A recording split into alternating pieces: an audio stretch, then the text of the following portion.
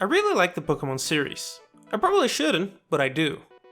Every time I play its newest installment, I kinda feel like I have already played that game before. The series is so formulaic that it would make Call of Duty blush. And yet, every time I play it, I have a lot of fun. There's this comforting feeling to Pokemon games, where you know it's almost impossible to lose if you just do the bare minimum, that you're going to get a bunch of badges, and then fight some bad guy, and then fight the Elite Four, and then the champion, and then boom, that's that. And yet I and millions of other people still look forward to the next game year after year. But there's always this nagging feeling in the back of my mind as I think of what it could be, of what new exciting direction this series could take, of what it could do with the premise and with the huge mountains of cash it makes every year. But to talk about that and more, we'll first have to take a detour.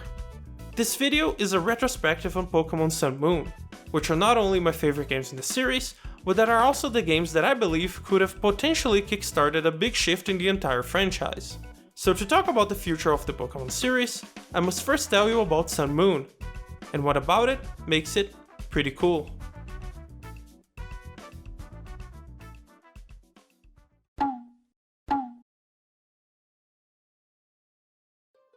I expect some people to have clicked off when I said that Sun Moon are my favorite games in the series. It's certainly not the most popular opinion, and people tend to be very vocal about what Pokemon games is their favorite.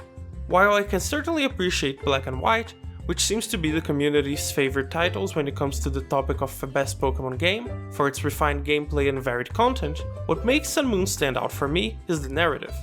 A contentious point, as I'm making it seem like narrative is more important than gameplay, which in most cases I don't think it is, but I do think it's an important factor when it comes to RPGs, and that's technically what the Pokemon games are.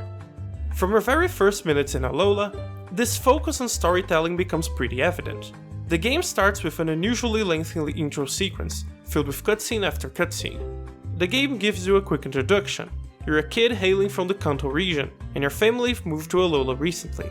You're shown around the first town, and quite some emphasis is put on talking about how different certain things are in Alola compared to the other regions.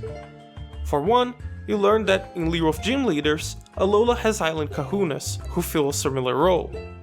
I think the choice of making your character come from Kanto was very deliberate here.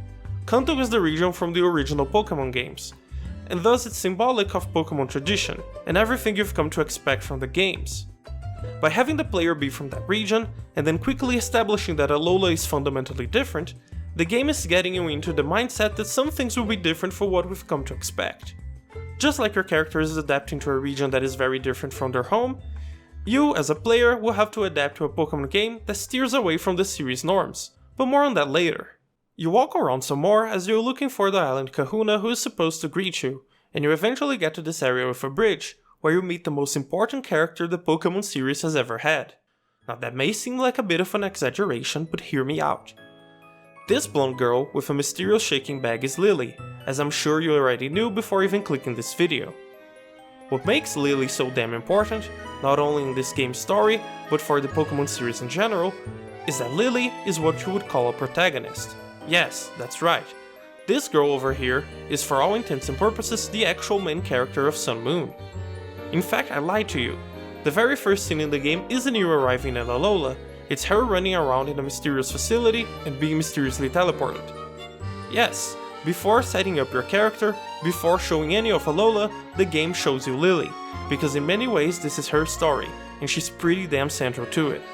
Of course you're still pretty important, being the player character and all, but your role as a protagonist is very limited, exactly because you're the player character.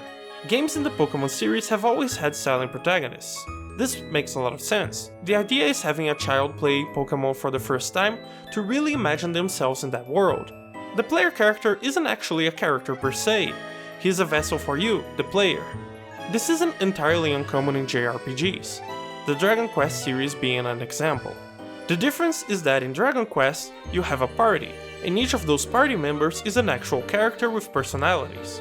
On the other hand, you've always been rather alone in Pokemon games, which really limits the possible narrative depth. The series usually has some other character show up along your journey, usually someone who serves as a rival, and they usually have more depth as characters, going through some story arc. The main example that comes to mind is Wally from Ruby and Sapphire, who in some ways I believe was the inspiration for Lillie's character. But even he only shows up sporadically in that game, leaving the player to experience the world mostly by themselves. And that's what makes Lillie so important. Lillie is almost always with you, from the very start of the game to the very end. She might disappear for some short sections of the game, but it doesn't take her very long to return. As much as Sun Moon isn't afraid to deviate from some Pokemon staples, having a non-self-insert main character was probably too much, and thus Lillie was created. She's the main character. The game's story revolves around her. Her character arc is the main emotional axis of the story, and you spend most of the time playing the game with her by your side. The main reason why Sun Moon's narrative works is because of Lillie. She's the linchpin that makes this unusually story-focused Pokemon game work. She's the single most important character a Pokemon game has ever had. But I'm getting ahead of myself, we haven't even talked to her yet. So, right as you meet Lillie, a strange Pokemon comes out of her bag and is attacked while attempting to cross the bridge. Lillie is too afraid to help it, so she begs you for help. You're physically shielded from the other Pokemon's attacks since you're not a trainer yet and thus have no Pokemon of your own, and the bridge ends up collapsing with you on it, and you die. Nah, just kidding, you're actually saved by Tapu Koko, a legendary Pokemon who serves as the guardian deity for the island you're in, and it gives you a Z Crystal, a special item that gives you access to Z moves, Sun Moon's newest gameplay gimmick. They serve as a super special attack you can only perform once per battle, and are very flashy, evoking the feeling of a special move in a fighting game, or even one of those absurd Final Fantasy late game attacks. In this way, they're really the perfect fit for Sun Moon. Since this game leans more into being an RPG than most Pokemon games, extremely flashy and long-winded attacks with absurd animations are par for the course. Although, like in those games, I find that these attacks being so lengthy makes me not want to use them in most battles. Sure, my Infernal Overdrive may deal a lot of damage, but I don't really want to sit through the animation every time I'm trying to kill a shitty Pokemon in a bush. I like him better than Gigantamax, which in my opinion feels like the world's most pathetic tech demo feature, but they're nowhere as good as Mega Evolutions. Seriously, I love Mega Evolutions, please Game Freak, just bring Mega Evolutions back. At any rate, having this stone and having Tapu Koko save you apparently marks you as a chosen individual according to the Kahuna, and so you're given a Pokemon to start your trainer journey. Very JRPG-like when it comes to a premise. As with any Pokemon game, you're then given a selection of 3 starter Pokemon, and I suppose I should take this opportunity to talk about Gen 7's Pokemon designs. Now this is a very subjective topic. Everyone has Pokemon they really love, and Pokemon they really hate for their own personal reasons, so I won't dwell on it too much, but I have to say that I really love Gen 7. Vikavolt and Golisopod are 2 of the coolest Pokemon of all time. Pyukumuku is just the most adorable little thing. Mimikyu has become one of my favorite Pokemon of all time, and that's not even talking about the Ultra Beasts, but more on them later. Speaking of the starters specifically though, I really think they hit a home run. Primarina has an elegant, feminine design we usually don't see on water-type starters. Decidueye is plain cool, and Incineroar has become one of the most popular starters of all time, with no small thanks to his inclusion in Smash Ultimate, that gave him so much personality with his moveset. I also really like that they went with unusual typings for them. Fairy suits Primarina's delicate design, Ghost works for Decidueye with his serious and kind of edgy design, not to mention how it saves him from having the horrendous grass flying type. And of course, Dark is perfect for Incineroar, considering how he's meant to be a heel wrestler, so he's supposed to have a villainous streak to him. Another noteworthy aspect of Gen 7 is the introduction of regional forms, which ended up sadly being the longest lasting legacy left by Sun Moon. They are a great way to reimagine fan-favorite Pokemon of previous generations, and it seems like we're going to have them with every new gen from now on. But they're especially fitting in Sun Moon because they really work for the game's overall theme of Pokemon, but this time we're doing things a bit differently, which fits perfectly with these reimagined versions of fan-favorite Pokemon. Going back to the story, you choose your starter, and now you're officially a Pokemon trainer, and the Island Kahuna's grandson Hao wants to have a battle with you. Hao serves as this game's friendly rival. As has been tradition for the last few Pokemon games, the game gives you 2 different rivals, a mean one who really wants to beat you at all costs, and a friendly one who is just going to be on the same journey as you, Hao being the latter. I honestly don't have a lot to say about him. He's one of the game's weakest aspects in my opinion. He's perfectly nice, he hangs out with you and Lily, but he's not terribly interesting or important for the overall plot. And in a game so story-centric as Sun Moon, he ends up feeling a bit underwritten. After that, you're given an introduction to the main plot. Lily has been under the care of Alola's Professor Kukui for the past 3 months, as she's been in hiding because some bad people want to get their hands on her special Pokemon, Cosmog. You're given the task by the professor to overcome the Island Challenge, Alola's version of the Pokemon League, and prove herself as the best trainer in the region, while simultaneously trying to find a solution for Lily's situation. She decides to tag along with you, because she decides that she must become stronger too. After seeing you being brave enough to save Cosmog from the other Pokemon when she couldn't do anything because of her paralyzing fear, she comes to the realization that she needs to become more confident, and to learn to stand up by herself if she wants to protect those who matter to her. This realization is the core of Lily's character, and the root of the main arc she goes through during the game. So you embark on your Island Challenge, and you're immediately confronted by what may be the single most drastic change to the Pokemon formula these games have. Alola doesn't have Pokemon gyms. I remember when I first read the news that this would be the case, it made me really excited for Sun Moon. It gave me hope that Game Freak was willing to do something different. In lieu of the gyms you'd get in other regions, Alola has island trials. These function similarly to gyms, in the way that they're themed to a specific Pokemon type, and you have to go through a mini dungeon of sorts before fighting a boss. While in gyms that boss would usually be a powerful trainer, the island trials instead have totem Pokemon. These are boss versions of regular Pokemon. They are much tougher, larger, and able to call other Pokemon to help mid-fight. I think these offer a refreshing new challenge, since the way you fight them can differ quite a bit from the way you'd fight a gym leader, or any trainer for that matter. Since you have a big single Pokemon as a boss, the use of status moves that reduce the enemy's power, or give them bad status effects, is encouraged in a way that you don't see a lot in the series. This also makes the game feel even more like a typical RPG, since in those games the buffing bosses is key to victory most of the time. While I wouldn't say they are particularly difficult, I do think they need a little bit more conscious thought than the average gym trainer would. The Totem Lurantis kicked my ass the first time I played through the game.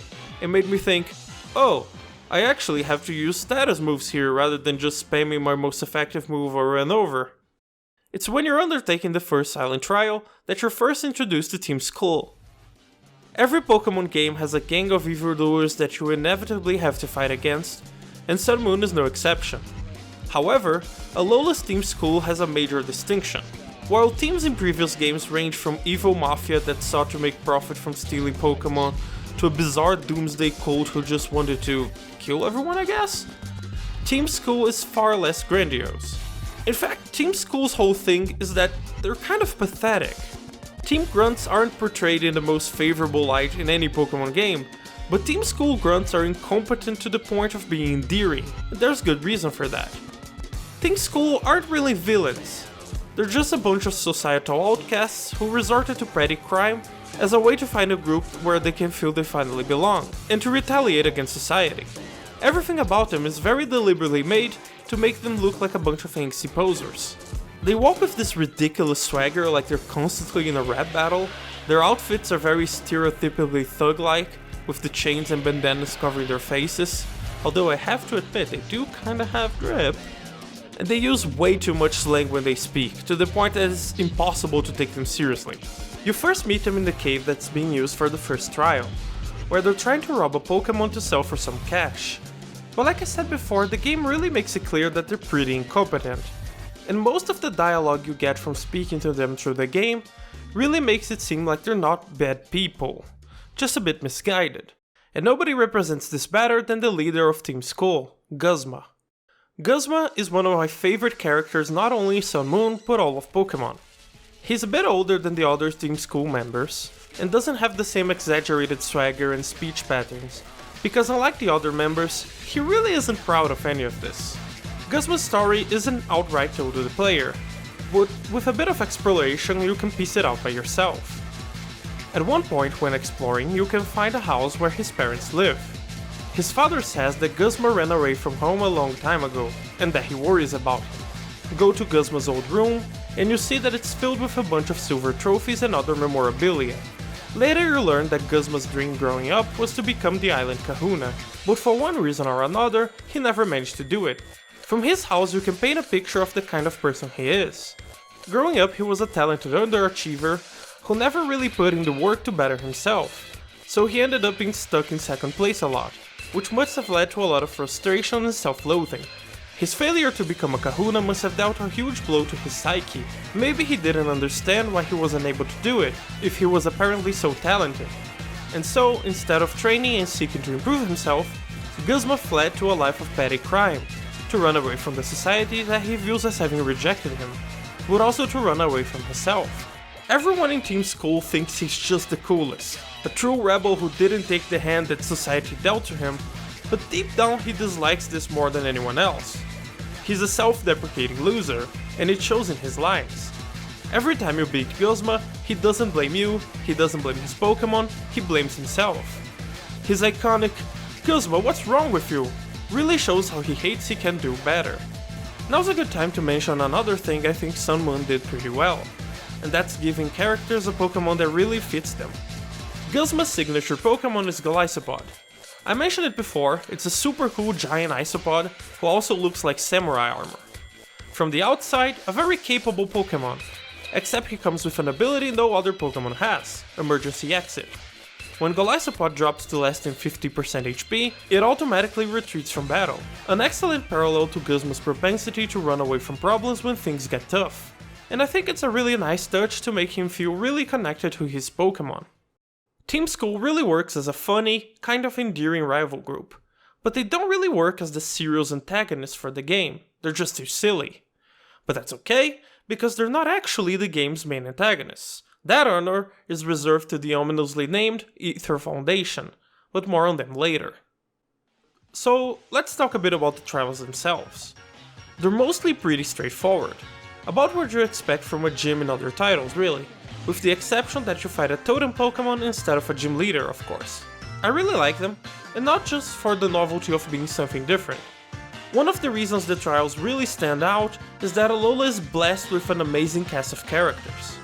Every Pokemon game has memorable trainers, and Alola has managed to be above average. Lana, Acerola, and Mallow quickly became fan favorites, and they bring a lot of personality to the trials, which are very centered around their respective captains.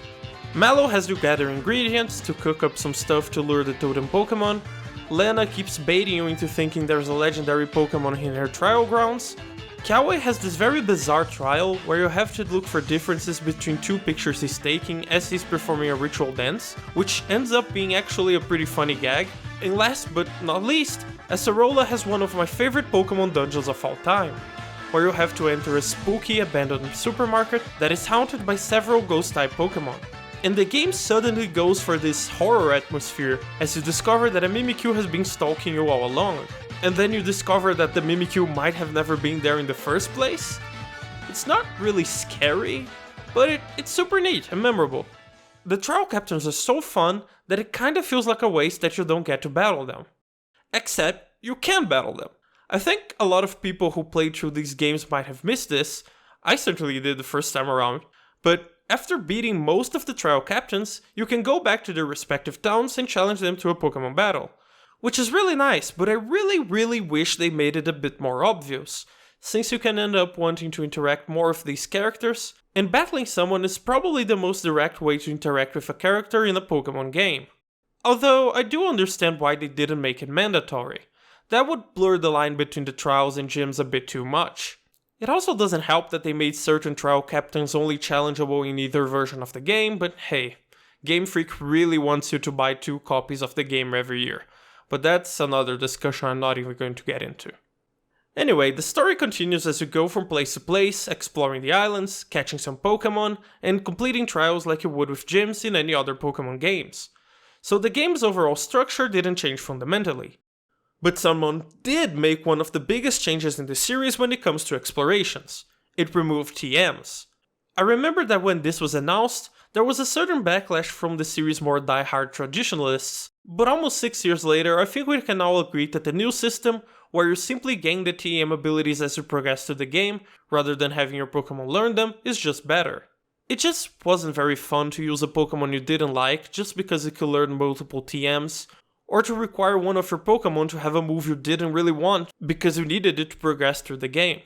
I suppose you could argue that this made for an interesting gameplay dynamic, where you had to make concessions in order to progress, and that might be the case if you had any choice. But as it was, you had to use the TMs, so it didn't make for a very interesting experience.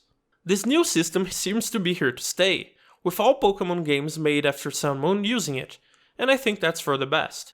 Ideally, I think you could have a system where maybe certain Pokemon could access certain parts of the world by using moves, but in a way that isn't mandatory for the story, instead taking you to secret areas with items and other resources to encourage exploration and having a variety of Pokemon, but that would require a more drastic change to the structure, so I think Sun Moon's system works better for the series as it currently is.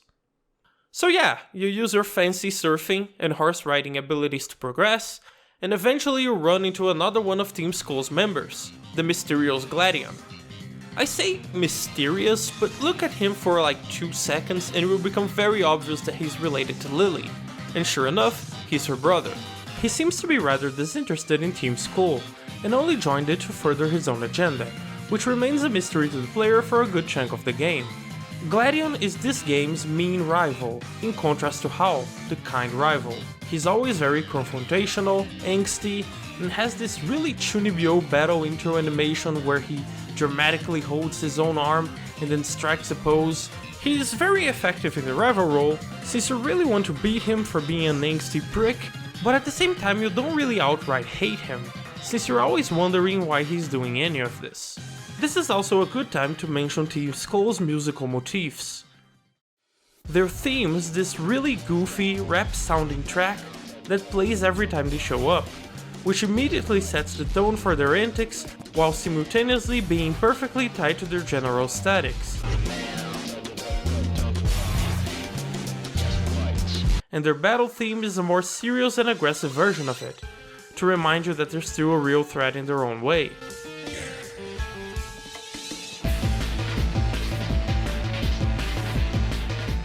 Guzma's theme maintains the same general motifs, but has its own spin on it. It starts with this sound of paper burning and an almost melancholic melody. Then the vocals start doing some beatboxes and it becomes appropriately grander and more intense, as is to be expected for a boss theme, not to mention how you can kinda hear the Aether Foundation's theme mixed into his, as a bit of foreshadowing.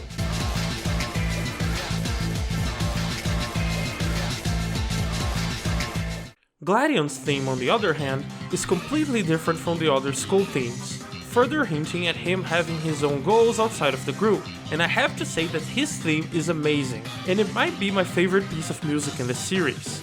It's triumphant, it's kind of edgy in a cool way, and it really works to sell him as the lone wolf who is walking the path he thinks is right.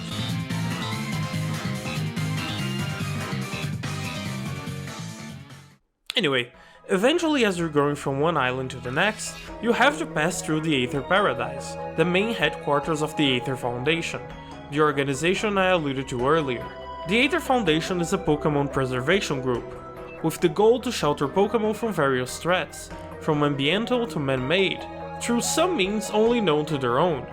At this point you already have found a lot of them through the world as you explored, usually in their own research outposts. Alright, so listen. It really doesn't take a genius to surmise that the Aether Foundation is evil. If you have any knowledge of tropes, especially JRPG ones, it becomes very obvious that a group of mysterious researchers who wear all white uniforms, have a mysterious goal nobody knows of, is present everywhere, and whose base is a perfectly white, symmetrical, artificial island is probably up to no good. This doesn't mean they don't work as antagonists. It's just that most players will see it coming. Although I have to say that if you're a child, and this is one of the first games you've ever played, I imagine that the twist can actually come as a bit of a shock to you, maybe. Again, Pokemon is a game for all ages. Right now though, you're here because you think they're helping Pokemon via environmental preservation, presumably because the protagonist is a stupid child, who would actually take this as face value. It's here where you meet Lusamine, the leader of the Aether Foundation and Lily's mother. She says some vaguely ominous stuff about loving Pokemon a whole lot and needing to protect them at all costs, even Pokemon who aren't from this world, and it's clear she's up to no good, but before the conversation gets anywhere, something really strange happens. A tear in the fabric of reality shows up out of nowhere, and from it emerges Nihilego, your first encounter with one of Alola's innovations, an Ultra Beast. Ultra Beasts are mysterious entities from another dimension that are brought to the Pokemon world by these dimensional tears. Their inclusion was the single thing that made me the most excited for this game. They were super mysterious, and we knew almost nothing about them before the game came out. It is revealed later that the Ultra Beasts are indeed Pokemon, but from other dimension. That serves as enough of an excuse to allow the designers to really go wild with how they look, and I really love it. Nihilego, the Ultra Beast that shows up in this scene, might just be my favorite. I really like how it looks kind of spooky, but elegant and kind of cute at the same time. And they made her cry sound appropriately eerie and foreign. But Nihilego is far from having the boldest design out of the Ultra Beasts. Some of them, like Buzzwole, Celesteela, and Xurkitree, really push the boundaries of what you even think of when someone says Pokemon. Some people don't like them. I remember some people complaining that they look too much like Digimon, but I think over time the community warmed up to them for the weird outliers that they are. In the game's story, they are invaders from another dimension, so it's appropriate that they look alien and menacing. It also helps to invoke a sense of mystery around them, and by extension to the game's overall story. While I think Ultra Beasts are a massive win in the flavor department, I think they're a bit disappointing gameplay-wise. Before the game was released, I speculated that they would have something fundamentally different from other Pokemon in terms of gameplay. Maybe they would be the first triple type Pokemon. Maybe they would have a unique type into their own. Maybe I set my expectations too high, since gameplay-wise, they aren't really that different from most Pokemon. They can only be caught with a special Pokeball, they all have above average stats, and they all have the Beast Boost ability, which increases one of their stats after they knock out an opposing Pokemon. Other than that, Guzzlord, Kartana, and Nihilego have the Dark Dragon, Grass Steel, and Rock Poison types specifically, which are pretty unusual, but nothing that crazy. I think it would have been cooler if the Ultra Beasts had a unique gameplay element that really resonated to their alien characteristics in a more meaningful way, but I suppose that was a bit beyond the scope of the game. Something else to note about the Ultra Beasts that you might have already noticed is that they bear a striking resemblance to Alola's characters. Nihilego looks a lot like Lily, Xurkitree looks a lot like Guzma, Formosa looks a lot like Lusamine, and Guzzlord bears some similarity to Hala. Strangely enough, this is never explained at any point of the game. Hell, none of the characters even mention it, and to this day, the reason remains a bit of a mystery. But the resemblances are just too uncanny for me to be able to dismiss this as a simple coincidence. I don't really have anything to back this up with, but my theory is that at one point of this game's development, there was some plot element that tied these Pokemon to these people. Maybe they could be aliens that hid among the characters and took over their lives or something. Whatever the case may be, it seems like whatever the reason was didn't make it to the final version of the game, but they decided to keep the designs anyway. I hope one day we get an interview that clears this up, because it makes me imagine the game's story could have been even more ambitious. Or maybe it was just a coincidence, who knows. Either way, you defeat Nihilego and it runs away, since we really can't catch it without a special Pokeball. Lusamine bids us goodbye and we proceed in our adventures.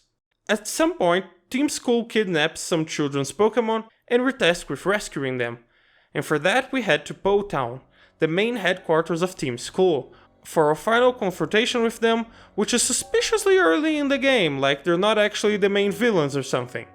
The entire city has been taken over by them, and it makes for one of my favorite parts in the game. The place is entirely run down, since none of them really bother to maintain anything. For the most part, it's your standard Pokemon dungeon, where you go forward battling member after member, but the atmosphere really does wonders to make it feel like a mix of hostile and strangely depressing. Seeing the way Team Skull lives in this rundown city, and knowing that this is all their defiance amounted to, is honestly kind of sad. It really makes you feel sorry for what they are, a bunch of misfits. Eventually you'll get to Guzma's room, in the abandoned town hall. He's sitting on a throne, and next to him is every single Buginium Z in Alola, the stone that allows bug-type Pokemon like his Golisopod to perform Z moves. Presumably he ordered all of them hoarded so he could feel special about being the only person with bug-type Z moves, which is exactly the kind of pathetic brute forcing of perceived success that really fits his character. You have a battle, and after he's defeated, he just kind of accepts defeat. He gets sad, hands over the Pokemon he kidnapped, and just leaves. He's reminded of how much of a loser he is, and just walks away, and it really makes you feel bad for him. Once you return, Gladion informs you of the world's most obvious plot twists. It turns out that Team School was working for the Aether Foundation all along, and they're the real bad guys. Yeah, shocking, I know.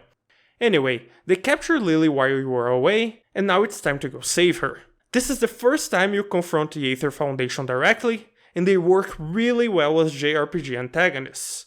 Their all-white, overly sterile aesthetic was already suspicious and unsettling to begin with, but once you actually fight one of their grunts, it becomes clear that they're more than they let on. The grunts are very average looking compared to the usually more blatantly evil visuals grunts have, but their facial expressions betray an air of malice and shows that they're a real threat, especially when compared to the goofy Team School grunts you've been fighting against for the whole game. By the way, when I was doing research for this part of the script, I noticed that for some reason there's a lot of fan art shipping the Aether Foundation female grunt with the Team School female grunt for some reason. I mean, I'm not complaining, but I kinda wanna know why. At any rate, when you fight them for the first time, you'll immediately notice their theme song. It's very ominous sounding, and carries many similarities to the Aether Paradise theme, again demonstrating that these are their true colors.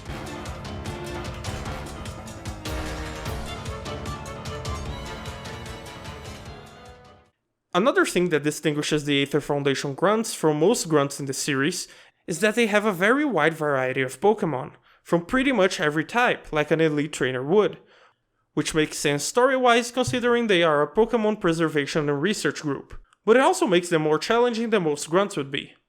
I also want to take this opportunity to show the little intro animations that Sun Moon has for evil team fights. The Team School logo gets covered by black paint, and the Aether Foundation's logo displays itself proudly, both followed by special animations for each trainer. I've said this a bunch of times already, but it's little things like this that make Sun Moon feel different, and gives it this special character that makes it unique among Pokemon games. I really wish they kept it for Sword and Shield. At least those games still had special animations for each trainer, but in my opinion the logo showing up just gives Sun Moon more personality. So you fight your way through the Aether Paradise, and you eventually discover that Gladion has a second reason to be there. He's after research data on his signature Pokemon, type Null. Like I mentioned before, Sun Moon is great at pairing up people with Pokemon, and so is the case with Gladion and type Null. Type Null is a legendary Pokemon, and his strange appearance became topic of much speculation from the first time he was revealed. He looks like a chimera of different Pokemon fused together, and indeed he was created by the Aether Foundation in an attempt to create the perfect Pokemon to fight the Ultra Beasts. However, he was deemed a failure and promptly discarded. Gladion took him in when he fled the Aether Foundation, after he realized that his mother's obsession with Ultra Beasts would bring ruin to Alola. He then cast aside his familial ties and vowed to stop her at any cost. Type Null, not only being a Pokemon designed to fight Ultra Beasts, is also a reject and a loner, so they end up forming a strong bond. Type Null and his evolution, Silvally, have this interesting gimmick where they can equip memory plates in order to change into any type, just like Arceus. In fact, there are other similarities between them, and many people speculated before the game came out that Type Null might have been an attempt at recreating the god Pokemon in a laboratory. Whether or not this was a discarded plot thread, like the Ultra Beast looking like certain characters, I think we'll never know. Anyhow, we battle our way through the Aether Paradise, fighting a bunch of goons including the Aether Lieutenant Faba, who is basically the world's most obvious evil scientist, and eventually make our way to confront the main villain of the game, Lusamine herself. It turns out that Lusamine wants to use Cosmog, Lily's mysterious cloud Pokemon, to open various portals to the Ultra Dimensions, where the Ultra Beasts reside. This is because she feels like the well-being of every Pokemon in this dimension and others is her responsibility, and she wants to capture them all and put them in permanent cryo sleep so no harm ever comes to them. The story parallel here is really simple. Lusamine is obviously a very overbearing mother. She always had Lily on a short leash, manipulating her into being the perfect daughter. Lily couldn't even pick her own clothes. This has stunted Lily's growth, as she lacks any sort of independence to do anything by herself. However, even being as weak as she is, she decided to take it upon herself to save the equally powerless Cosmog, who maybe she empathized with, from her mother's experiments. And that's what got her to the place where we first met her. Lusamine wants her children to never grow, to remain her pets for the rest of their lives, doing as mother sees fit.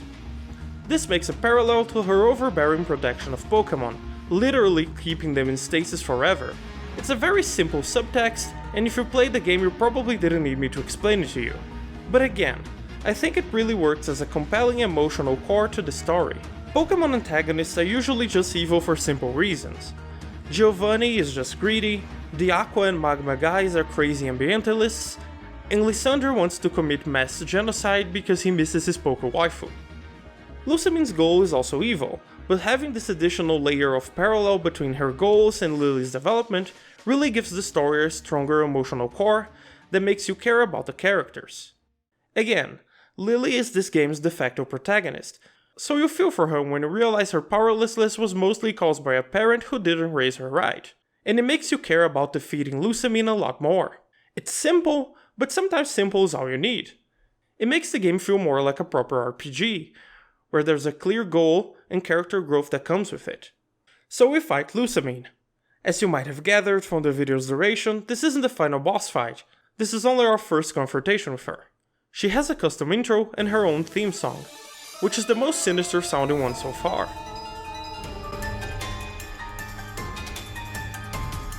Her theme is also perfectly fitting. She has Pokémons of various types, as is usual for Aether Foundation members, but they all share a similarity.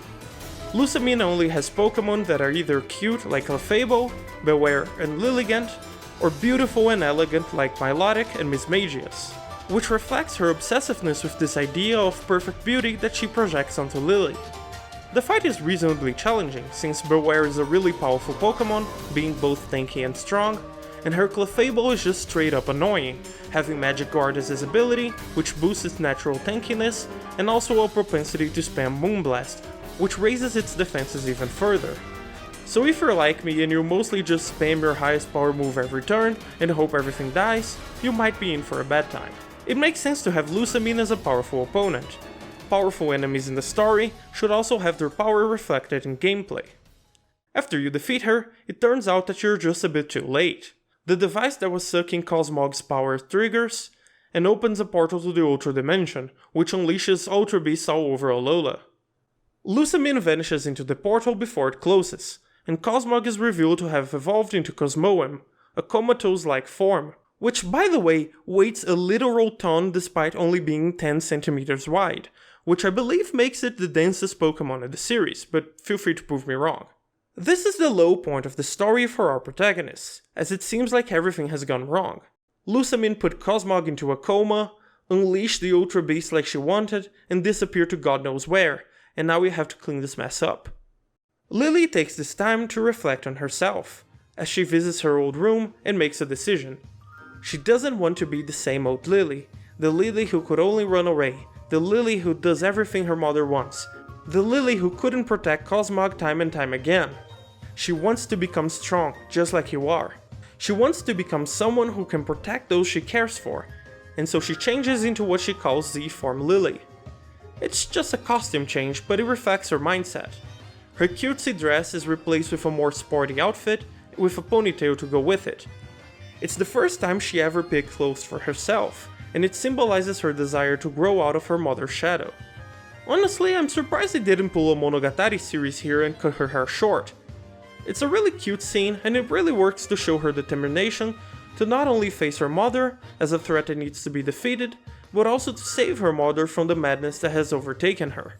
Gladion approaches us and says that he found a flute in the lower levels of the Aether Paradise. This is one of the Sun and Moon flutes, two items that, according to legend, are able to summon a legendary Pokémon if played at the correct location.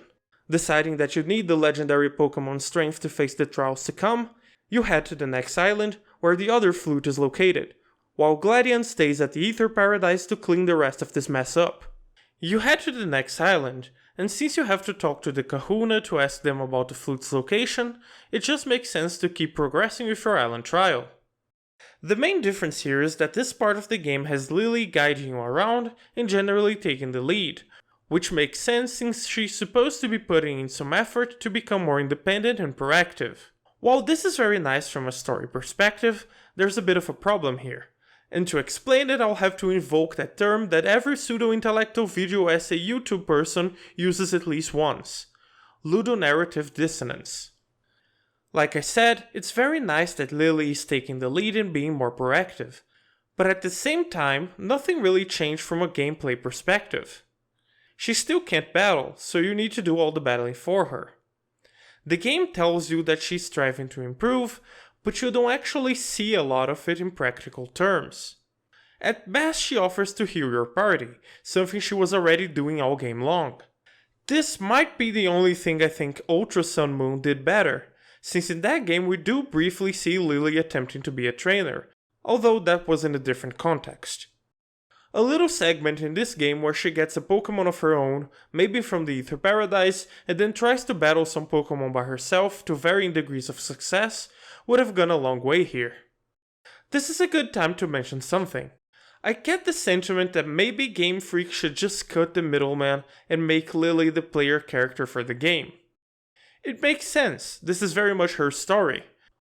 Of course, this is still a Pokemon game, not a proper JRPG, so one of the reasons why that didn't happen is probably because they're not willing to change that much about the formula. Having the player character be a stand-in for the player story-wise has always been a core component of the Pokemon games, and changing that in a mainline game would have been too radical, even for a game that is willing to take a few more risks than usual like Sun Moon. But regardless of whether it's feasible or not, I actually think that Lily is better off not being the sole protagonist. Changing Lily into the player character would have required so much restructuring of the game's story that I'm not sure it would even be the same game. But perhaps more importantly than that, I feel like having the player character serve as a role model for her throughout the game is really important to set a framework for her development, and to make the player care about her. She cares about us, so we care about her. What I think could be improved is adding ways to interact with her in a more meaningful manner, but more on that later. Either way, we talk to Hapu, the kahuna of this island, and she tells us that the other flute we need is in a place called Executor Island, so that's where we're headed. You know, I get the feeling the whole reason why this place is the way it is because Game Freak knew that Alola and Executor looks freaking amazing, and so they wanted a little part of the game just to showcase it. You go there, you get the flute, it starts raining, and you and Lily seek shelter in a small cave. This is where we have one of my favorite scenes in the game, where Lily has a heart-to-heart with us and tells us about her aspirations, and asks us about what we're going to do after all of this is over, as a bit of foreshadowing. I don't know if it's just because I'm a shipper at heart, or if it's just because of the waiting the rain out together trope you see in romance manga all the time, but this scene feels kind of romantic to me.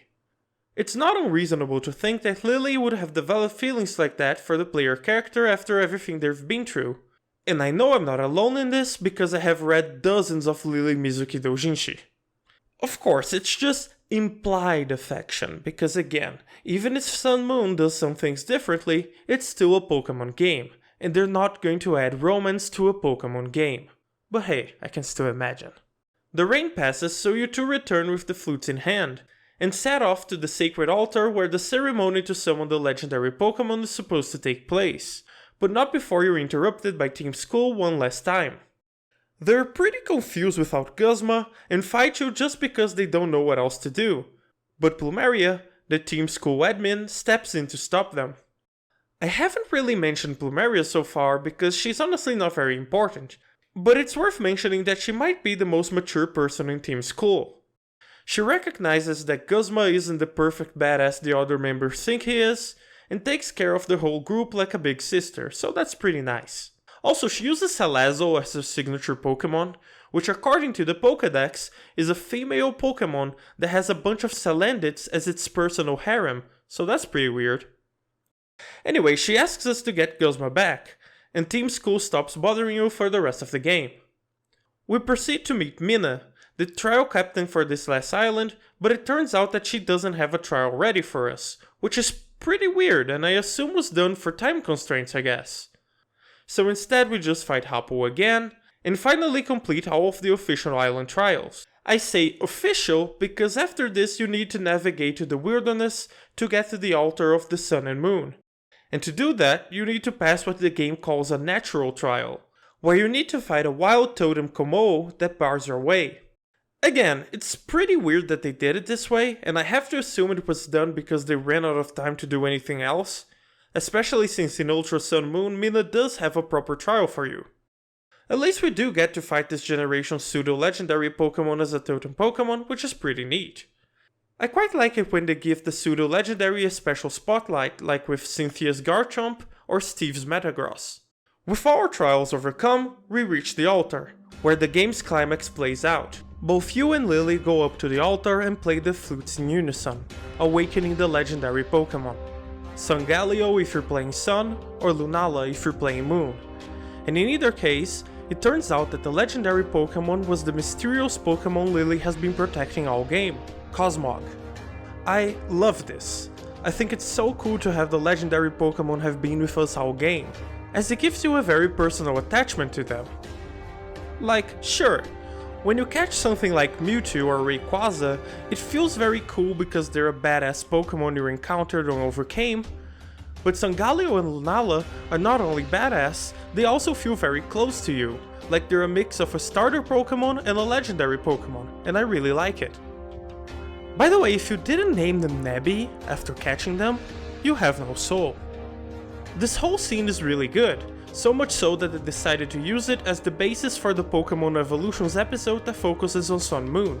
And let me tell you, this was one of the biggest cases of monkey spawn I have ever suffered, because for the very first time I played Sun Moon, I really wish they made an anime adaptation of it. Not the Ash anime, mind you, I mean an actual adaptation of the game's story. And they did, but they decided to adapt the vastly inferior Ultra Sun, Ultra Moon version of the scene. But again, I'm getting sidetracked. What matters now is that we have the legendary Pokemon with us, and we can use its power to open a portal to the Ultra Dimension, where we need to go to face off against Lusamine one last time. Remember when I said that Sun Moon is really good at pairing people with their Pokemon? I think Lily and Cosmog ended up being the best example. Cosmog is very cute, but also useless, just like Lily at the start of the game. After confronting Lusamine for the first time, it turns into Cosmoem, a form that is not unlike a cocoon, symbolizing transformation and growth, just how Lily herself decides to turn a new leaf and become more independent. It's only fitting that Lily, at the peak of her character's development, is paired up with Sungaleo and Lunala, Cosmog's most powerful form after going through its cocoon phase, making a parallel with Lily's newfound strength and willpower to confront her mother. And it's this very Pokemon that opens the literal path to where she is. It all works very well narratively. We step into the portal and enter the Ultra Dimension. It's a pretty cool area. It looks almost like a space version of an underwater cave, with shell-like formations on the walls and a very alien-like atmosphere. The music is also very nice. It has this pulsating sound that mimics a heartbeat and sounds suitably creepy.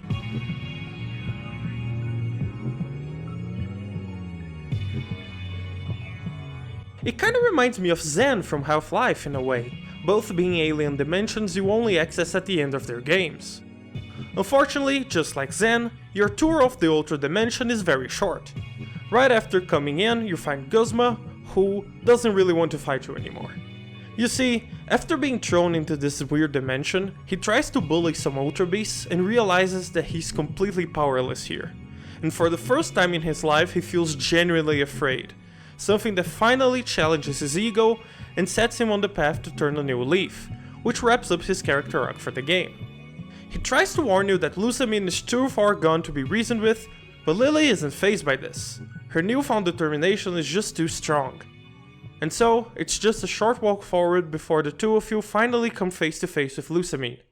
She's gone off the deep end. says that this is a perfect world where only true beauty resides, that she'll live here now in this world of pure beauty. She says that she doesn't need Lily anymore because Nihilego is basically Lily with tentacles, and that she doesn't need Pokemon or her children anymore.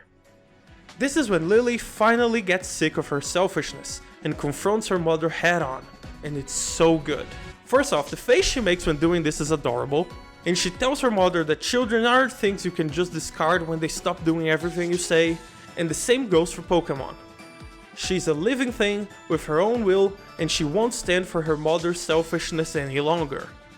Hell, she straight up tells her mother that she's terrible, and you can't help but go, yeah Lily, give it to her! Give her a piece of her mind!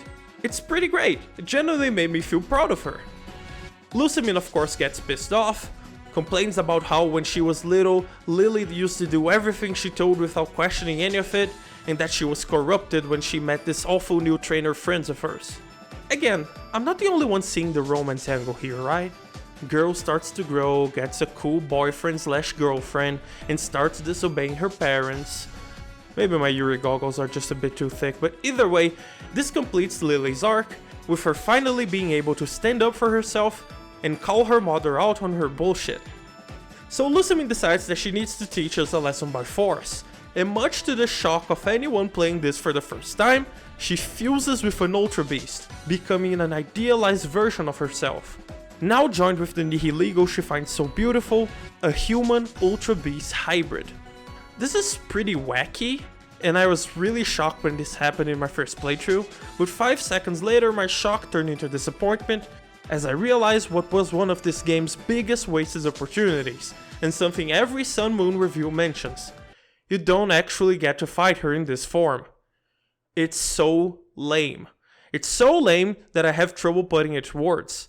I like to praise Sun Moon for being a game willing to break conventions, but this is one of the many places I wish they went harder on the convention breaking, because fighting her as a proper boss would have been so great. I mean, this is the game that introduced the concept of totem Pokemon, special, very difficult Pokemon you fight instead of a trainer. All they had to do was make her a unique totem Pokemon, but alas they didn't. Maybe someone at Nintendo thought it would be too weird, maybe they didn't want to reinvent the wheel too much, we'll never know. But the fact remains that we get a regular trainer battle against her instead. But hey, at least all of her Pokemon have these eerie smiles on their faces this time around, so that's neat. Not only that, but they're also buffed and way more powerful than they would normally be. And the music that plays is pretty good, being a warped version of Lusamine's theme.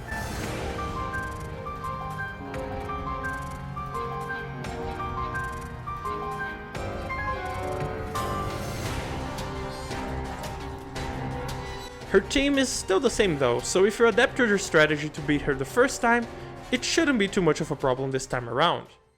You defeat her, use Cosmog's power to separate her from the Ultra Beasts, she gives a remark about how she finally sees that Lily is beautiful just the way she is, and all of you escape the Ultra Dimension as the cave starts to crumble.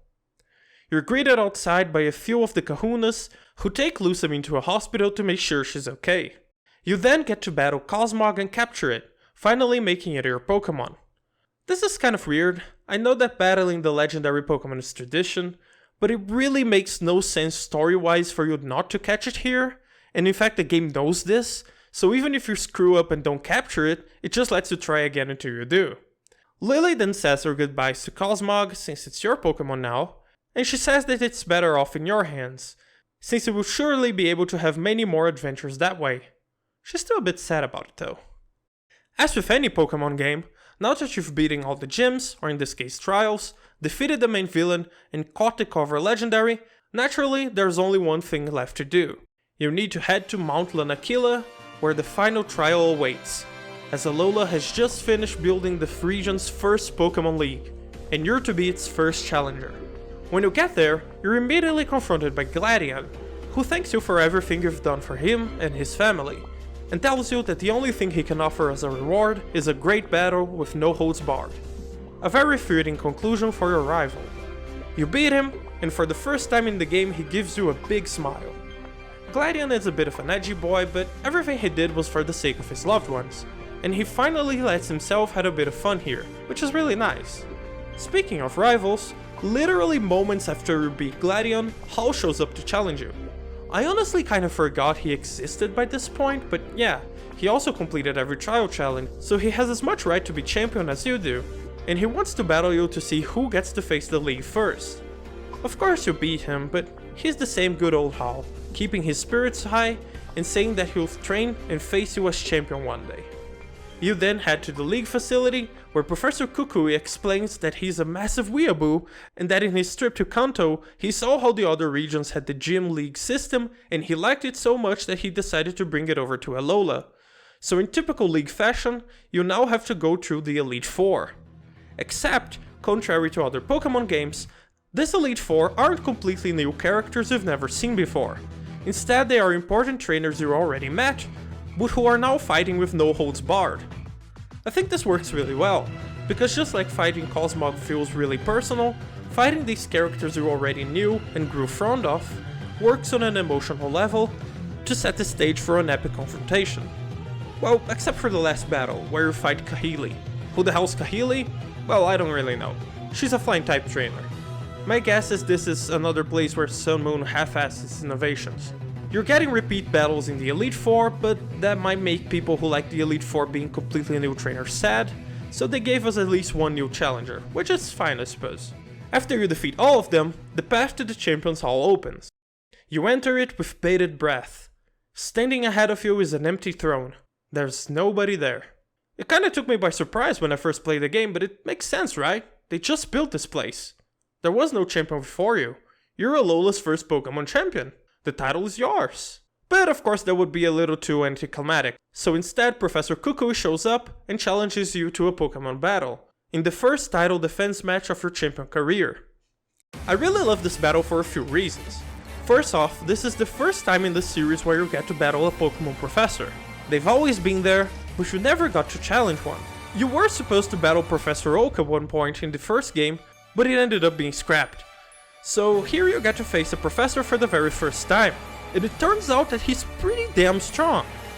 I've always seen the professors as sort of mediators in the Pokemon world. They're kinda like government employees, and it's very rare to see them battle, but at the same time, since Pokemon battles are all about knowledge, it's not surprising that a professor would be a pretty darn good trainer. It's kinda like the angels from Dragon Ball. They don't really do much other than watch, but you know they could mess everyone up if they wanted to. His team is like a juiced up version of an elite trainer, having Pokemon of all kinds, and as an extra surprise he even uses the third starter Pokemon, the one that neither you or Hal picked, which adds an extra layer of challenge because it's the starter that's strong against your starter. The theme that plays here is a powerful, booming version of the classic champion theme, harking to your character's origins since they are from Kanto, and it's no coincidence. Since you're the first ever Alolan champion, then this is your theme song, not Kukui's.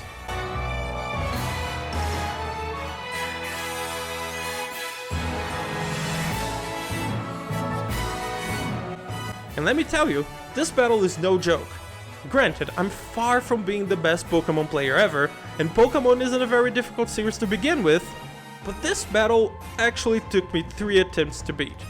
Kukui's team is varied, and he uses some more advanced strategies like leading with Stealth Rocks, and performing some very sneaky switches to catch you off guard, as expected from a knowledgeable professor. But even if it takes you a few tries, you will eventually beat him, and immortalize yourself in the Hall of Fame as the very first Alolan champion. Everyone's happy, and the Kahunas decide to throw a party back at the first island to commemorate your new title. There's fireworks, a big bonfire, everyone's dancing, all the trial captains and Kahunas are just having fun, and it's a big celebration for a happy ending. It reminds me of the end of Return of the Jedi. And this is when the game could have stopped. But it doesn't. Lily drags you away from the party, to the secluded location where the two of you first met. Again, pretty romantic, right? It's not just me. The story ended, everyone's happy, and now the girl drags the protagonist away to a secluded location. Anyway, both of you go to the shrine of the legendary Pokemon who saved you from falling off the bridge at the very start of the game, Tapu Koko. It finally shows itself to you, and you're given a chance to capture him, which is kind of messed up, since you're depriving this island of its guardian deity, but whatever. When you return to the party, Lily laments that her mother couldn't be here to celebrate with you, and she also says that she has something she needs to tell you. she looks you in the eye, and right as she's about to say it, fireworks interrupt her, and she never gets to. Just like in a shitty romance manga. So the party goes on until you finally retire to your home and sleep until the next day. You wake up, but something's wrong. Hao is being annoying, even more than usual. He barges into your house saying there's no time to explain and that you need to follow him right this moment. So you do, and that's when the game hits you with a gut punch. It turns out that Lily is going to Kanto on her own. And this is what wraps the game up with a golden bow. I'm a fan of unilaterally happy endings, but sometimes you just need a bit of bittersweetness. Lily explains that she really admires you, and that she's really thankful for everything you've done for her, and that's exactly why she needs to go. She decided back when she first donned her Z-form outfit that she was done being the weak Lily that needed to be protected. Now she wants to grow stronger, more independent, and she can't do that if you're always there by her side. That's why she's going to the region you came from and embark on a Pokemon journey of her own. And it makes sense, really. It's the best conclusion for the game's emotional themes. We've grown so attached to Lily through this whole thing that now we're in Lucamine's position, where we want to keep her for ourselves. But sometimes, to love is to let go. So you and Hao bid her goodbye, and good luck on her adventure. I am not ashamed to admit that this scene made me cry like a bitch. Something I never expected a Pokemon game to do. The fact that they had the balls to go with this ending is still kind of astonishing to me, considering how emotionally stale the story usually is in the series. I just really hope that someday, when we get another game in the Kanto region, we get to meet a grown-up Lily, and this time she's a gym leader or something. And if that doesn't happen, I swear to God I will never forgive Game Freak. But yeah, that's it for Sun Moon. I hope I have conveyed how it's more emotional than your average Pokemon game, and in which ways it innovates the series and make it feel more like a traditional JRPG than the other games are. But even though this video is already pointlessly long, I'm still not done. No, not yet. I still have to talk about the future of the Pokemon series, but we still need a bit more context after that. And if anyone is still watching by this point, I can only assume that you're willing to stick with me to the very end. So, let's move on to the next topic, post-game.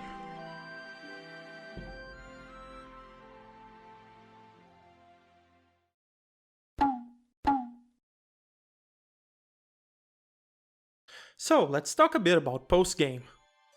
Not much to go over since honestly this isn't this game's strong suit. But that doesn't mean there aren't some neat things to do. First and foremost, there are the title defense battles, one of my favorite features in the game. After you beat the Pokemon League, you're free to challenge the Elite Four as many times as you like, and after that a random character will challenge you for the title of Champion. This character can be anyone from Gladion to Hao, to the bug-catching boy you fought in Route 1, to this guy. Who the hell is he? No, seriously, who the hell is he? He's apparently some dude from a far-off region who claims to be a rock star and is a dragon-type trainer. He just shows up out of nowhere and challenges you. In Ultra Sun Moon, he also shows up to fight earlier in the game, but it's entirely optional. My theory is that he was previously part of some content that ended up being cut from the game, and they just reused his design. Or maybe he was supposed to be a teaser for the Galar region, since he does claim to be from an unnamed region, and Galar did end up having a punk rock thematic. Perhaps he was the prototype design for Pierce. It's a stretch, but it's all I got. Could be just a random guy. Either way, these title defense battles can be fun and quite challenging, and are a pretty neat post-game activity. I'm very happy that they carried over to Sword and Shield. Here's hoping they don't cut it from Scarlet Violet for no reason. The second big activity you can engage in the post-game is the Battle Tree, this game's late-game challenging content. Honestly, content like this isn't my cup of tea for these games, but even then I must say that the Battle Tree just isn't very good. It's repetitive, there's no sense of exploration since you just go from battle to battle, and it's just kinda boring. You at least get to fight returning characters from previous games, which is kinda neat. The battle against Red and Blue was of course fan service, but the good kind of fan service. They nailed the designs and personalities for the grow-up version of these characters. It's a bit sad that it didn't include Leaf though.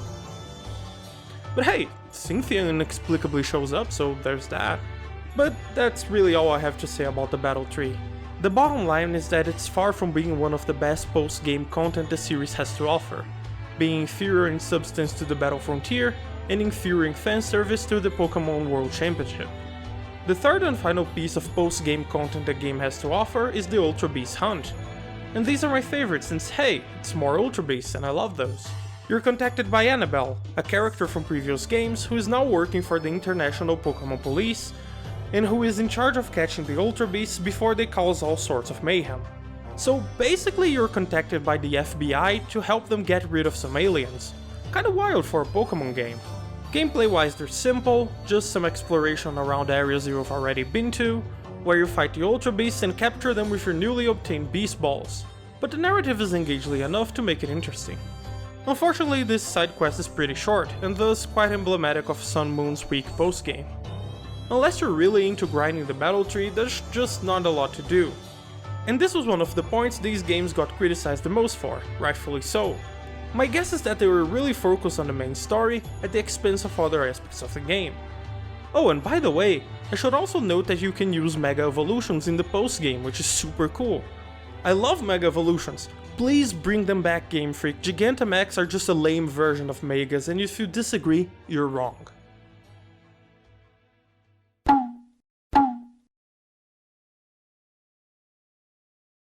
Alright, so now to talk a bit about Ultra Sun, Ultra Moon. I've gone through the entirety of this video mostly ignoring those versions, because I simply think that they are largely inferior to the vanilla Sun Moon. I won't talk too much about it because again, really long video, but here's a few reasons why I think they don't work as well. 1. Remove the focus from the Lily storyline to make room for the Ultra Dimension Inhabitant storyline, which is just not as interesting or emotionally engaging. 2. Made the Ultra Dimension far less mysterious and alien by giving us human characters and cities within it, making it feel more civilized, aka over-explaining. 3. Remove the Executor Island scene for some ungodly reason. 4.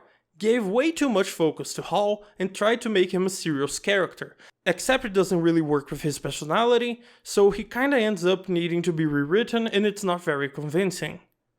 5. And this is the most important one, removed Lusamine from the position of main villain, changing her entire dynamic with Lily, butchering everything that made the original Sun Moon story so personal, and instead focused on a far more generic threat that, while bigger in scale, didn't have anywhere the same emotional weight to it.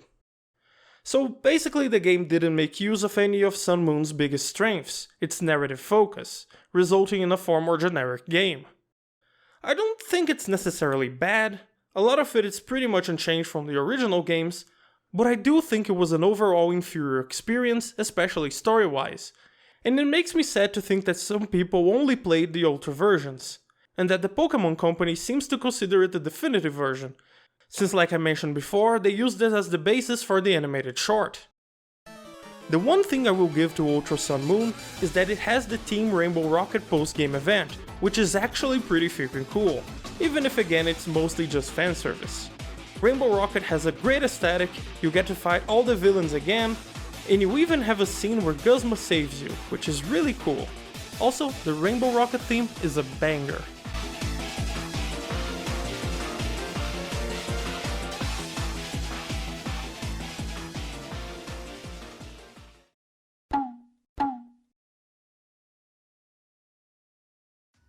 So, it's finally time to talk about Pokémon Sword Shield. You know, I was very excited for these games. Not because of the open areas, I figured those would be pretty underwhelming since scope has never been Game Freak's strong suit.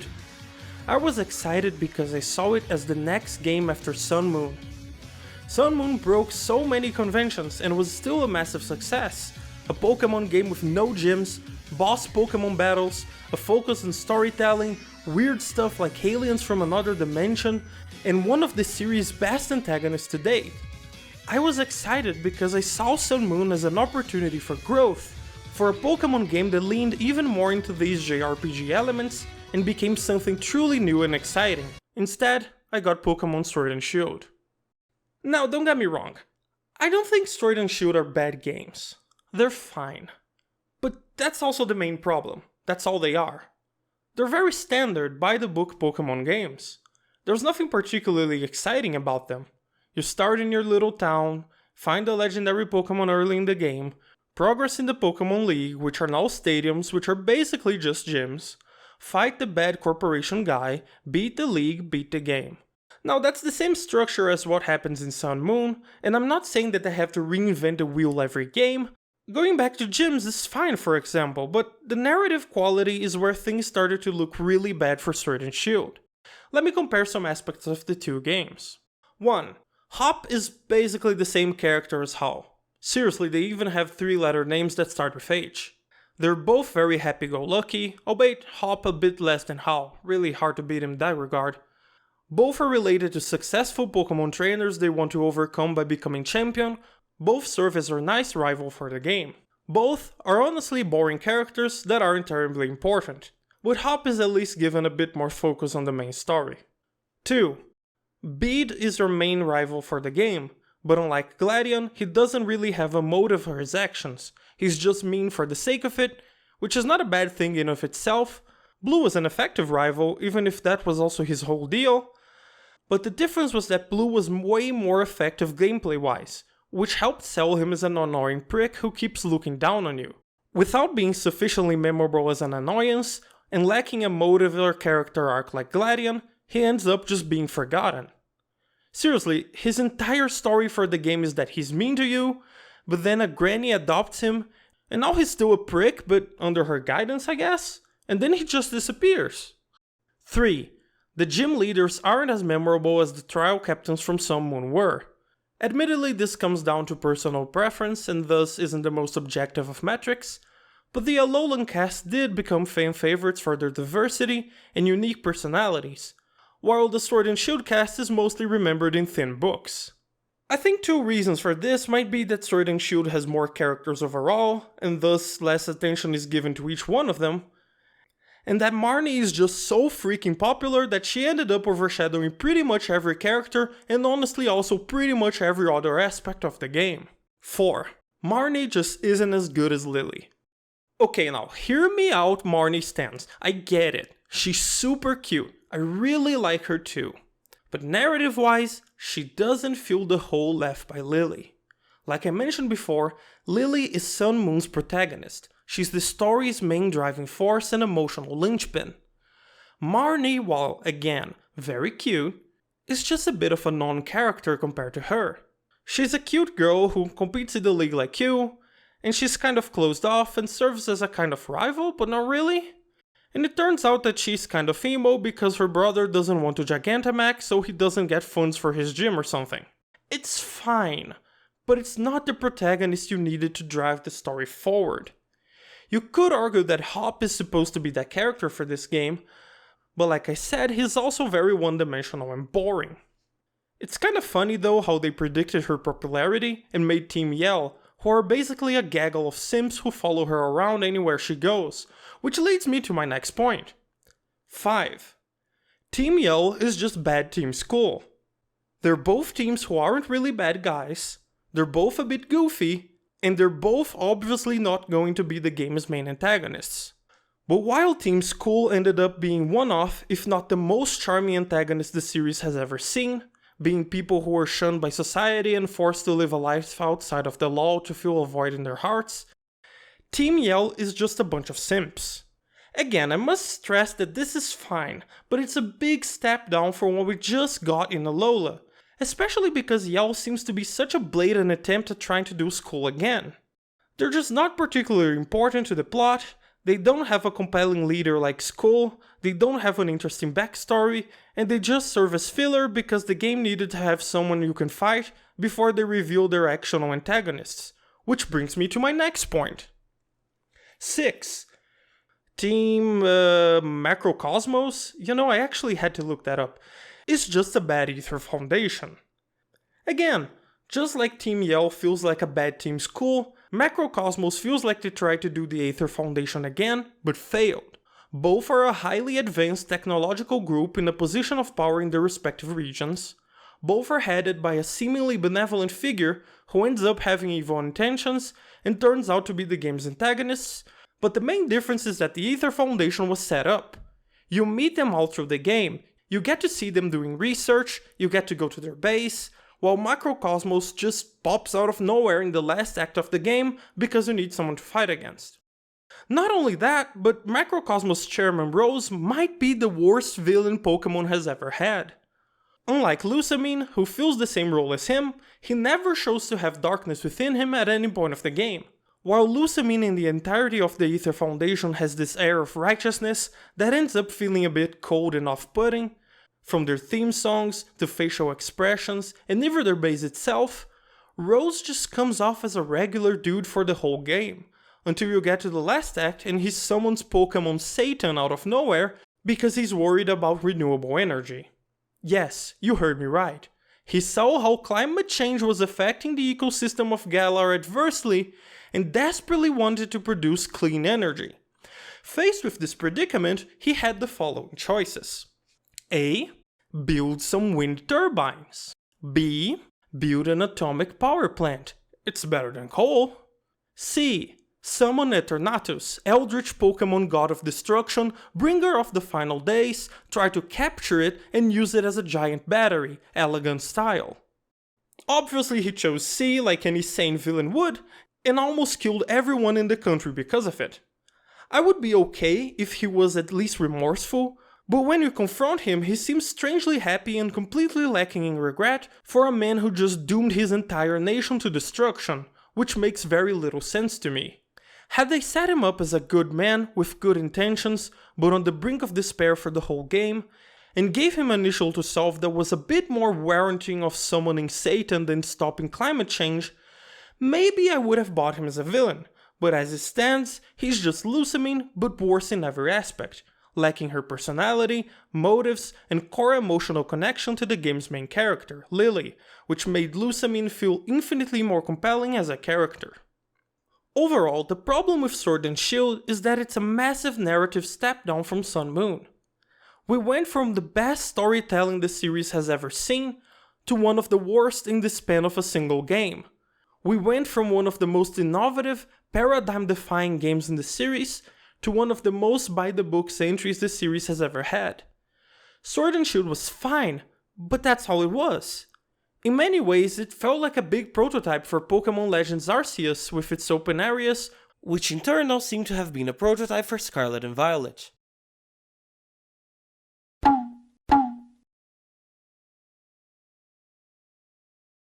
Generally speaking, people classify games as being open world or linear, but that description is a bit simplistic. It's actually more of a gradient, as games have open world and linear aspects to them. Despite the Pokemon series being very linear for most of its history, I think every Pokemon fan has imagined a truly expansive, vastly open-ended Pokemon game, where you go around exploring and finding wild Pokemon like never before in a huge open world. And I think that's a totally valid direction to take the series, and it seems to be the direction Game Freak wants to take. Legends Arceus was certainly an ambitious game, and Crimson Violet seems to be following in its footsteps to be even better as an open world title. But here's where I'm going to say something that might be a bit controversial.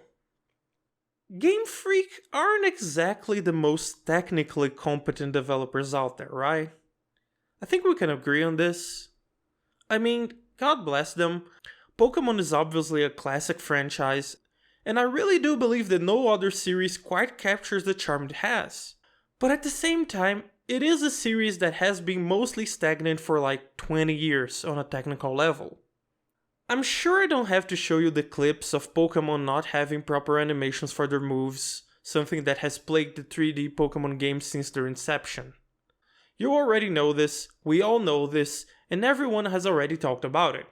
Hell, the technical limitations of the franchise seem to be the gaming part of the internet's hottest topic after Arceus came out because, let's be frank, the game is very janky.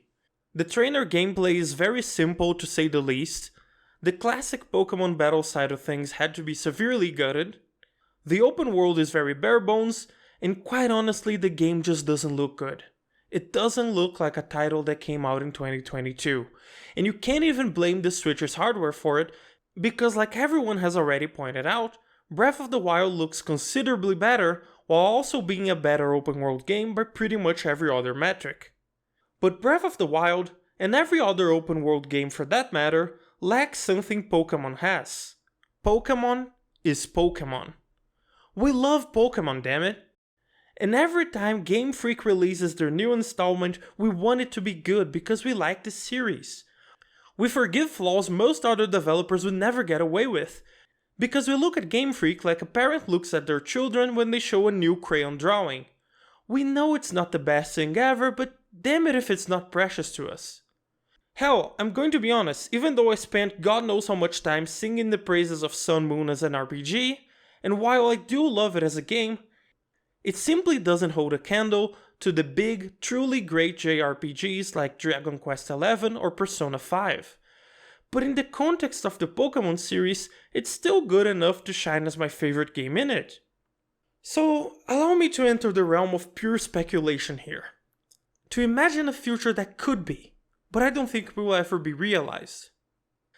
Like I've been saying this whole video, the greatest quality that makes Sun Moon stand out to me is that it reminds me of a proper JRPG. And in most cases, JRPGs tend to be quite linear, and that's fine. Linearity isn't worse than open-endedness, they're simply different design philosophies. And Game Freak has always worked better with linear material. So instead of chasing that dream of open-ended Pokemon worlds, why not embrace the series for what it is, and make a truly comprehensive JRPG Pokemon experience? Picture a Pokemon game, with everything we love and recognize from the series. You still start in your small town, you still pick your starter, have 2 rivals, fighting gym battles, battle a big bad, defeat the league, and become champion. But this time around, the game is a proper, true-to-God RPG. First, let's start out with a main character that actually talks and is, well, a character, rather than a simple self-insert. It doesn't have to be the most complicated character of all time, someone like Shulk from Xenoblade Chronicles would work. Someone who can be a simple protagonist that has some growth and development, and that learns from the world around them and drives the plot forward like Lily does. Hell, if you need to have a more self-insert protagonist, at least do it like Breath of the Wild, Final Fantasy XIV, and Dragon Quest XI do, by giving them some sass and personality via the dialogue choices you can pick, and have them actually react and interact with the world around them, rather than just having them stand there with a smile on their face like a psychopath. Second thing is that JRPGs usually have party members, so why not have them here as well? Instead of having characters like Hal seemingly follow you everywhere and yet be constantly out of your sight, have them actually join your party as a trainer. Some changes would have to be made to the gameplay structure, maybe making the game more focused on duo or trio Pokemon battles, so you don't have to drastically change the series' core gameplay. Hell, duo Pokemon battles are super popular competitively, and we haven't really had a focus on them on most single-player Pokemon games. Imagine if characters gained experience points, and not only their Pokemon, and each character had a skill tree they could level in order to increase their effectiveness with different strategies. Maybe the main character can spec into any strategy, being a jack of all trades, while other members have affinities for specific Pokemon types, or maybe even status moves, providing a welcome breath of fresh air to the gameplay without having to change the core of what makes a Pokemon game a Pokemon game. Not to mention other customization options like being able to change the look of your party members. Do you have any idea of how much money Game Freak would make selling clothing DLC for a party member version of someone like Marnie? Because it would be a lot of money. And with this increased strategic depth, as well as having a longer, maybe 70 to 100 hour game, you could also take the opportunity to steadily ramp up the difficulty and make the whole experience a bit more challenging while still catering to the casual crowd. And of course, with party members come party member interactions. Imagine how fun it would be if you grew closer to your friends the more you battle alongside them. Maybe even have a little side quest you can do for each party member. You know, simple RPG stuff. Maybe you could even have some implied romance with a party member you really like. Hey, I know this is all wishful thinking, but even I'm not delusional enough to think they would actually add romance to a Pokemon game. Give us an expansive story that properly uses its characters, has them grow, and gives us a bigger motivation for doing what we do.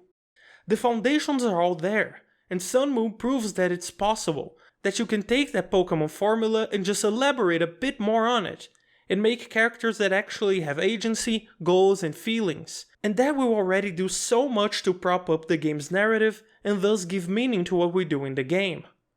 And that's what I find so disappointing about Sword and Shield, because I truly believe they were on the right track to take this series in this direction with Sun Moon, but any advancement they made in this respect pretty much vanished in order to focus on having a more open-ended structure to the game.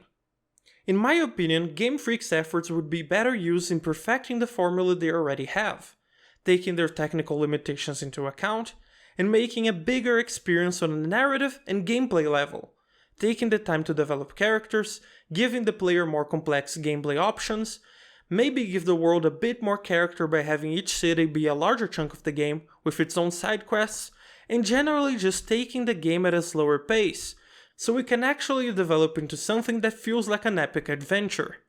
Because that's what RPGs are all about. But instead, they went in the way of spreading out their already thin game into an open world that ends up being as shallow as a puddle. And if I sound like I'm being overly critical, that's because I really love the series, and I truly wish the best for it. Now, obviously I'm not a game designer, and everything I've said so far has been what I personally think would have been a better direction to take the franchise. But obviously that doesn't make it the correct way forward. Maybe none of it would work. And maybe it's not even what most Pokemon players want, and that's fine. In any case, we won't be taking that route anytime soon, as Game Freak has chosen to keep seeking the path of open-endedness, and I truly hope they find success in it. Arceus might have been rough, but there's always room to improve, and I hope that one day we get a comprehensive, open-world experience just like we have all dreamed for the series. Hell, against my better judgment, I have high hopes for Scarlet Violet, and to see what kind of improvements they have made with the experience they gained from Arceus. The fact that they're at least willing to change the formula up, and to actually attempt to innovate the franchise after God knows how many years stuck in the same mold, shows that Game Freak does care, and that they want to make a better Pokemon experience for everyone. And I hope they succeed, because this is a series with extraordinary potential, and I want to see it fully realized one day.